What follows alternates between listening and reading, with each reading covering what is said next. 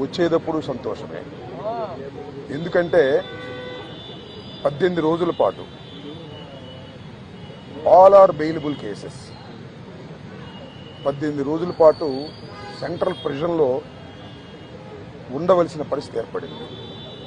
దీనికి కారణం ఈ ప్రభుత్వం, పోలీసులు కుమ్మక్కై చేసినటువంటి సంఘటనలు.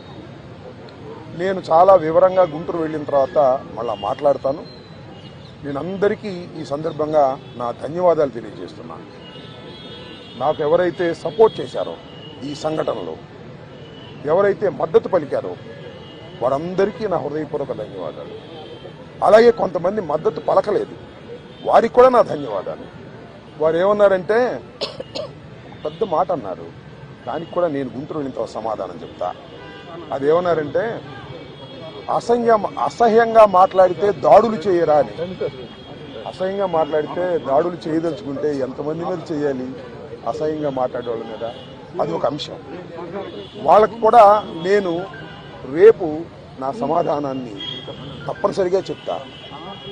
18 రోజులు నన్ను జైల్లో పెడితే నేను భయపడతా అనుకున్నారేమో.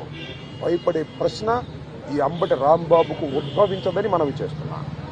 ఎందుకంటే ఈ చంద్రబాబు నాయుడు గారి ప్రభుత్వం వచ్చినప్పుడే జైల్లో ఉండటానికి సిద్ధపడ్డానని కూడా ఈ సందర్భంగా మనవి చేస్తున్నా.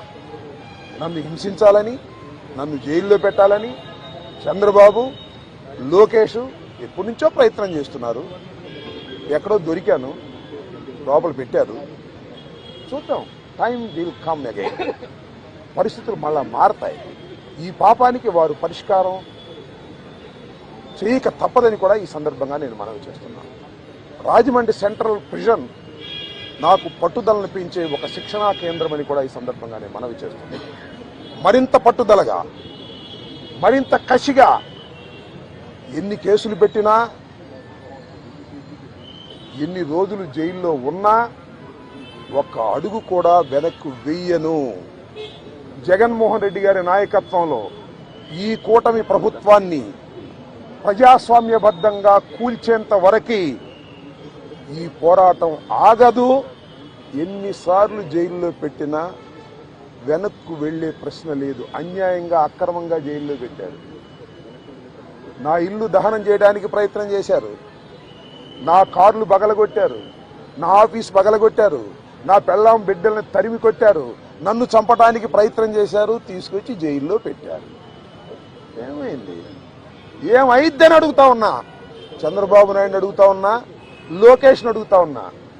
ఏమైద్ది? ఏమీ కాదు. మళ్ళా కాలం గిరున తిరిగి వస్తుంది. అన్నిటికీ సమాధానం ఇవాళ చాలామంది మిత్రులు మాట్లాడారు. బయట జరిగిన సంఘటనలు నాకు తెలియదు, చాలా తక్కువ మాత్రమే, పేపర్లో ఉన్నవి మాత్రమే నేను తెలుసుకున్నాను. జైలు జీవితాన్ని నేను అనుభవించాను అనుకోకండి, ఎంజాయ్ చేశాను. ఎంత కఠినంగా ఉన్నా ఎంజాయ్ చేశాను.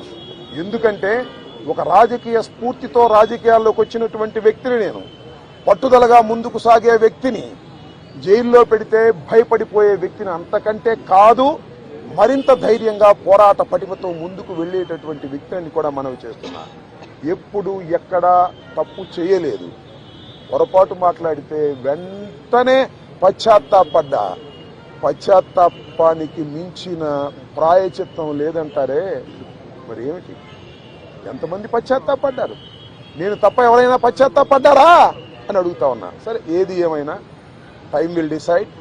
ఒకటి మాత్రం నేను చెప్పదలుచుకున్నాను, నాకు ఈ సందర్భంగా సపోర్ట్ చేసినటువంటి వారందరికీ కూడా పేరు పేరున నా హృదయపూర్వక నమస్కారాలు, ధన్యవాదాలు. నా పార్టీ కానివారు కూడా నన్ను సపోర్ట్ చేశారు. దాడులు చేయటం తప్పన్నారు, దాడులు అన్యాయం అన్నారు. ఒకవేళ తప్పు మాట్లాడితే కేసు పెట్టి లోపల పెట్టాలి కదా, ఇంటి మీద దాడి ఏంటి అన్నారు. దాడి చేసిన వాళ్ళకు బెయిల్ వచ్చింది. దాడి చేయించుకున్న నాకు 18 రోజుల తర్వాత బెయిల్ వచ్చింది.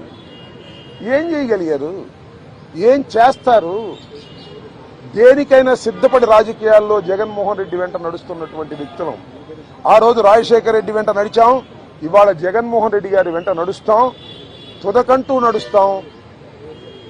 బొందిలో ప్రాణం ఉన్నంత వరకు జగన్ వెంట నడుస్తాం. ఏ విషయాన్నైనా, ఎన్ని కుట్రలనైనా, ఎన్ని కుతంత్రాలనైనా ఎదుర్కోవడానికి సిద్ధంగా ఉన్నామని కూడా ఈ సందర్భంగా మనవి చేస్తున్నాను. అందరికీ నా హృదయపూర్వకమైన ధన్యవాదాలు ఈ సందర్భంగా తెలియజేసుకుంటున్నాను. మళ్ళా రేపు వివరంగా గుంటూరులో ప్రతి విషయం గురించి కూడా నేను మాట్లాడతాను. ఇంకోని అడిగితే అడగండి.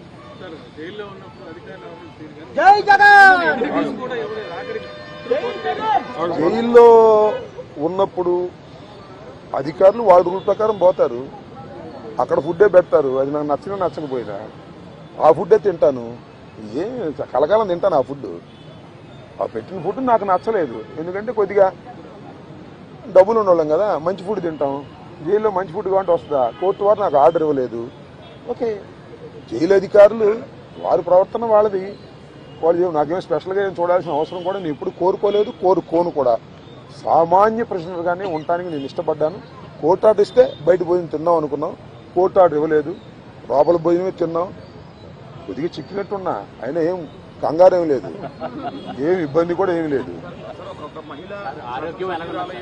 ఆరోగ్యం బ్రహ్మాండంగా ఉంది, ఆరోగ్యం మరింత పట్టుదలగా ముందుకు సాగుతుంది.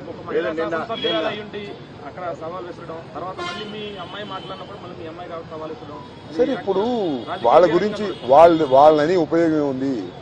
చంద్రబాబు మానిటర్ చేశాడు, లోకేష్ మానిటర్ చేశాడు దాడిని. కరెక్ట్ గా చెప్తున్నా నేను, చంద్రబాబు లోకేష్ మానిటర్ చేశారు దాడిని. 7 గంటల సేపు నా ఇంటి దగ్గర దాడి జరిగింది. 7 hours పోలీసులు ఉన్నారు అక్కడ. ఇంతకన్నా ప్రజాస్వామ్యంలో ఏం కావాలి చెప్పండి, నాకు అర్థం కాల. 5 గంటలకు వచ్చి 12 గంటలకు వెళ్ళారు. తెలుగుదేశం కార్యకర్తలనండి, దుండగులనండి, దుర్మార్గులనండి, గంజాయి బ్యాచ్ అనండి, పోలీసులందరూ అక్కడే ఉన్నారు. వాళ్ళ సమక్షంలోనే దాడి జరిగింది, వాళ్ళ రక్షణలోనే దాడి జరిగింది. మీ అందరికీ తెలుసు, నేను ప్రత్యేకంగా చెప్పాల్సిన అవసరం లేదు. బట్ నేను 11వ తారీఖున రాత్రి 10:20 నేను అరెస్ట్ అయిన దగ్గర నుంచి ఇప్పుడు వరకు ఏం జరిగిందో బయట ప్రపంచంలో నాకు లిటిల్ నాలెడ్జ్ ఉంది. అంటే పేపర్ నాలెడ్జే తప్ప నాకు ఎవరు ఏమీ నాలెడ్జ్ ఇవ్వలేదు. కాబట్టి ఈ నాలెడ్జ్ అంతా తెలుసుకుని రేపు చాలా వివరంగా, చాలా సుదీర్ఘంగా నేను నా ఆవేదననండి, నా కోపం అనండి, నా బాధ అనండి, నా ఆర్గ్యుమెంట్ అనండి ప్రజల ముందు పెడతాను. ఎందుకంటే ప్రజల ముందు ఎందుకు పెట్టాలంటే ప్రజలకు అర్థం కావాలి, నేనేమిటో తెలుసు. అయినా ఇప్పుడు జరిగినటువంటి సంఘటనలో చాలా పత్రికలు రాసినాయి కదా నా మీద, వాటన్నిటికీ ప్రజలకు చెప్పుకోవలసినటువంటి బాధ్యత నాకు ఉంది. కాబట్టి రేపు చాలా క్షుణ్ణంగా చెప్తాను. చెప్పండి, ప్లాన్స్. ఇప్పుడు నా జోగి రమేష్, అమ్మటి రాంబాబు అని కదా, వాళ్ళ విధానమే వైలెన్స్ లోకి వెళ్లి భయపెట్టాలని ప్రయత్నం చేస్తున్నారు. జైల్లో పెడితే భయపడతాం అనుకుంటున్నారు, ఇళ్ల మీద దాడి జరిగితే భయపడతాం అనుకుంటున్నారు. భయపడ్డారు, నా పిల్లలు భయపడ్డారు, వాస్తవమే కాదని అంటలా. ఇంట్లోకి వచ్చి నా పిల్లలు, నా మనవలు ఉన్నప్పుడు దాడి చేస్తే భయపడతారు ఎవరైనా. పోలీసులు ఏం చెప్పారు తెలుసా, మీకు ఆశ్చర్యపోతారు. సార్ మీరు పారిపోండి సార్, పారిపోండి సార్ అని చెప్పారు. రక్షించాల్సిన పోలీసులు, ఆ గంగా వెంకటేశ్వరులు ఆయన తెలుగుదేశం ఆయన, పారిపోండి సార్ అంటాడు. మీరు గోడ దిగి వెళ్తారా అని చెబుతున్నాడు నన్ను. గోడ దిగే వాళ్ళకంటే సావటం బెటరాయా అని చెప్పా. అది నువ్వే కదా దాడి చేస్తున్నావు చెప్పా. ఏంది ఇదంతా? అంతా చాలా వికృతంగా, ఆటవిక రాజ్యంగా మీరు చేశారు. వీటన్నిటికీ ప్రజాస్వామ్యంలో అన్నిటికీ సమాధానం వస్తుంది ఒక రోజున. వాడికి తప్పనిసరిగా సమాధానం చెబుతాం. మీరు కేసులు పెట్టి భయపెట్టాలనుకున్నారు, భయపడం, మరింత ధైర్యంగా ముందుకు సాగుతామని కూడా ఈ సందర్భంగా మరోసారి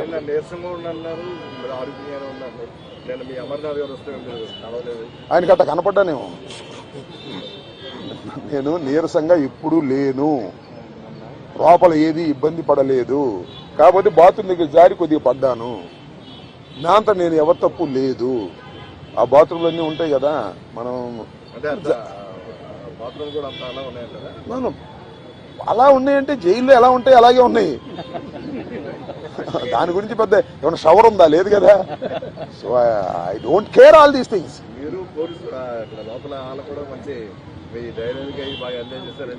ఐ డోంట్ నో దట్. ఇప్పుడు నేనైతే ఒకటి, ధైర్యాన్ని వీడలేదు, వీడను, ప్రాణాలకు తెగించే ఉన్నాము. ఎందుకంటే పోలీసులను అడ్డం పెట్టుకుని మనుషులను చంపే అలవాటు చంద్రబాబుకి, లోకేష్కి ఉంది. కాబట్టి వీఆర్ రెడీ ఫర్ దాట్. దాని గురించి ఏం కంగారు పడాల్సిన అవసరం లేదు, భయపడాల్సిన అవసరం లేదు.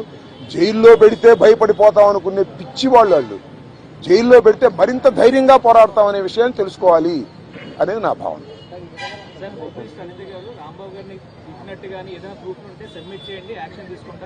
చూశారుగా మీరు, సోషల్ మీడియాలో చూడలేదా? నన్ను తిడతా ఒక ఆమె వీర విహారం చేసింది. వాళ్ళు కళ్ళుండి గుడ్డి వాళ్ళు పక్షపాతంగా వ్యవహరిస్తున్నారు. హోంమంత్రి చేతిలో ఉంది గారి గుడ్డి మైక్ తప్ప. ఆమె మైక్ హోంమంత్రి అంతా లోకేష్ చంద్రబాబే కదా మానిటర్ చేసేది. ఆమె ఏం చేస్తుంది పాపం? అనిత ఏం చేస్తుంది?